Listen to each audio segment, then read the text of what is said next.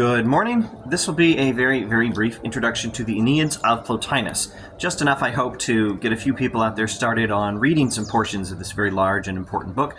Although I have begun reading some portions in other videos in a whole new series of the Enneads in my office. And who knows when I'll air that. Maybe it'll be after this video. We'll see. Anyway, for now, this video is a standalone, just a brief introduction to the Enneads. So, Plotinus is a Platonic philosopher. First lesson for anyone who still needs it, don't mix up Plotinus and Plato.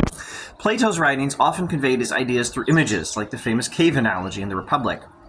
Plato's accounts of non-physical reality could be varied a bit, like there was talk of the good in Plato's Republic, and then there was talk of beauty itself in Plato's Symposium. And everything in Plato is presented in dialogue form. It's not presented as a treatise explaining, this is how it is. Plotinus, a few centuries later, is a great interpreter of Plato. What Plotinus does is he takes the ideas, the accounts, the arguments, the images, everything in Plato, and he puts them together and comes up with a systematic account, a systematic explanation of everything. He gives a brilliant account of reality as a Platonist sees it, putting together the puzzle of everything Plato left us. Plotinus posits three levels of divinity. The ultimate reality, corresponding to the good of Plato's Republic, is the One. Next is mind, or intellect, or intelligence, the divine mind. This is the Greek nous, N-O-U-S, or nu, omicron, upsilon, sigma. Then there's universal soul. That's soul with a capital S. Then there's the souls of, and that's all for divinity, just those three things, the One, mind, universal soul. Those are the ones that are truly divine. And then there's the, maybe you could say divine in a lesser sense, the souls of individual beings. But they're the next layer down, I think, if you're going to be describing Plotinus reality from the top down, Plotinus account of reality from the top down, the next step is individual souls. The One, divine mind, Greek nous, universal soul, and then individual souls. Individual souls, my soul, your dog's soul. Animals have souls in pre-modern philosophy. Individual souls are all fallen from world soul. They're fallen from higher realms. Now this is what you'll find in Plotinus Enneads. These are the writings of Plotinus, arranged by his follower Porphyry.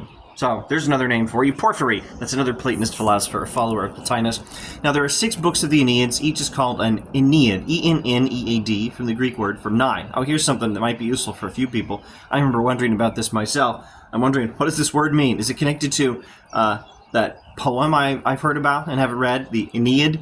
No, it's not connected. Or maybe conceptually it's connected. I'm sure Robert J. O'Connell said something about that in one of his books. But Virgil's Ennead, A-E-N-E-I-D, and Plotinus Enneads, E-N-N-E-A-D-S, those titles are not the same thing. They're not connected at all. Ennead is from a Greek word for 9. And so there are 6 books of the Enneads, each of them having 9 sections, or 9 parts. You could say chapters, that's probably close enough. A proper word is probably treatise or tractate, T-R-A-C-T-A-T-E, or T-R-E-A-T-I-S-E. So 6 Enneads of 9 treatises, that's 54 sections total, in groups of 9, and 6 of those groups, and we call each of them an Ennead, and the whole book the Enneads. Now the classic public domain translation is by Stephen McKenna, and that's Stephen, P-H, not V, and McKenna is M-A-C-K-E-N-N-A. The Stephen McKenna translation is good enough for most purposes. If you're writing professional scholarly work on Plotinus, you might need a fancier translation. The Stephen McKenna translation is very solid, though. Okay, Plotinus tells us in one section of the Enneads about his own experience. Actually tells us in several sections about this, but one section in particular we're about to look at. Plotinus tells us about his experience of knowing these divine realities through a spiritual ascent. Now this will be the 8th tractate of the 4th Ennead, and using the classic McKenna translation, Plotinus says, "Many times it has happened, lifted out of the body into myself, becoming external to all other things and self-centered, beholding a marvelous beauty, then more than ever assured of community with the loftiest order, and actually enacting the noblest life, acquiring identity with the divine, stationing within it by having attained that activity, poised above whatsoever within the intellectual is less than the supreme. Yet there comes the moment of descent from intellection to reasoning, and after that sojourn in the divine, I ask myself how it happens that I can now be descending, and how did the soul ever enter into my body, the soul which, even within the body, is the high thing it has shown itself to be.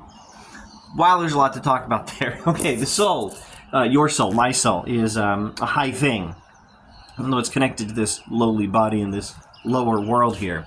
All right, that beauty, the marvelous beauty, I think that's world soul. And then there's the intellectual. I think that would be the next layer of divinity. Of course, I grabbed my teacup at the wrong time. World soul. The individual soul, your soul, my soul, is a high thing, even in this lowly body, in this lower world. But he ascends. The soul goes up to a marvelous beauty. I think that's where he's talking about the world soul. And then he also talks about the intellectual, that'll be divine mind, Greek nous, US. And then when he references the supreme, that'll be the one. And he talks about all that, and he talks about how after ascending, he then descends. His soul goes back to embodied life in this here lower world, and he wonders, why? How does the soul even come to be in the body in the first place?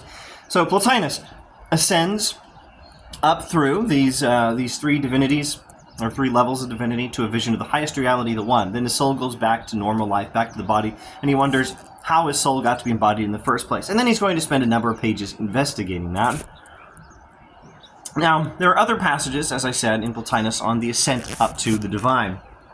There's the first tractate of the fifth Ennead, where he gives a guided tour of his metaphysics, from the human soul, that level, up to the universal soul, and on up through mind to the one. And lots of other good stuff in the Enneads, and hopefully I'll go over them in that other series in my office. Now, I think I don't need to say much else about Plotinus at this point for this introduction, except maybe some summary remarks, and this observation. Well, some summary remarks, some clarifying remarks, and some observations on love. Love, Plotinus says, and he's following, of course, on Plato's Symposium. Love is a middle ground between embodied human existence and the divine. That's the Greek eros. Love, eros, is how we ascend. Love drives the soul higher. This, of course, is something that people like Augustine will take up. Augustine's not exactly a Plotinian. The three levels of divinity, you can't say that and be an Orthodox Christian. God the Father, God the Son, God the Holy Spirit, same level, same divine being, absolutely on the same level. But Plotinus, soul, mind, the one, different levels. So, you can't be an Augustine Christian and a Platonist philosopher and agree on everything, but you can agree on some things. And when Augustine says in Confessions, Book 13, my love is my weight, amor meus pondus meus. I'm having trouble remembering pondus. Yes, I think pondus is a masculine noun. Hang on, let me get this right. I think it's amor meus pondus meus, or amor meus pondor. It doesn't matter in Latin if you put the my in front of the love, or the love in front of the my. My love is my weight, says Augustine. The word is, est, would be implied. If I remember correctly, he doesn't even say the est. That happens sometimes. Anyway, my love is my weight, says Augustine. He explains that love is what drives him up to God. This is very much like Plotinus. Love, eros, is what drives us up to the divine in Plotinus' development of Plato's philosophy in the Symposium. Now, what sort of love are we talking about? Well, I need to clarify. This is pre-modern philosophy, and let me tell you something that means. Something very important. Value is objective. There are objective facts about what has value. Love and desire are our own human responses to this objective value. What has the most value is non-physical reality, and above all in Plotinus, the one. Well, if we're going to be thorough, in particular, the soul, your soul, my soul, but then above all, universal soul, and even more than that, divine mind, and even more than that, the ultimate reality, the one. That's where infinite value is. That's infinite goodness. It is identical to infinite goodness. It is the good itself.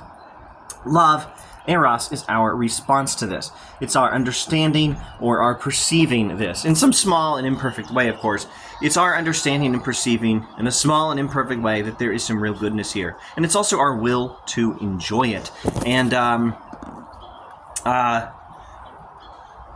That is what love means. It's a response to objective reality. So don't misunderstand this in the modern way. We modern people might think, if I'm willing to enjoy God, then I'm using God as a means to my own ends. Or we might think, oh, this is a philosophy based on selfishness. Or we're just trying to be happy, right? So it's a selfish philosophy.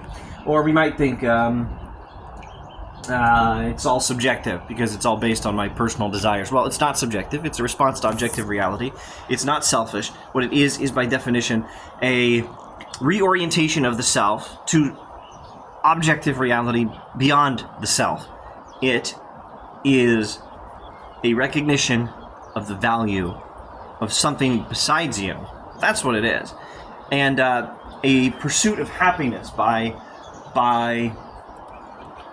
enjoyment of something which is good beyond yourself is not using that thing as a means to an end. It's almost the opposite. It's using... we shouldn't even say using, though. We should just say it's recognizing and responding to objective goodness. I don't know how else to say it. I hope that's clear enough. Anyway, I'll try to clarify that concept in another video soon, I hope. Anyway, as for Plotinus, well, that's all for now. That's all for this video. Stay tuned for a whole new series on Plotinus, and maybe I'll air it right after this one. We'll see. Thanks for watching.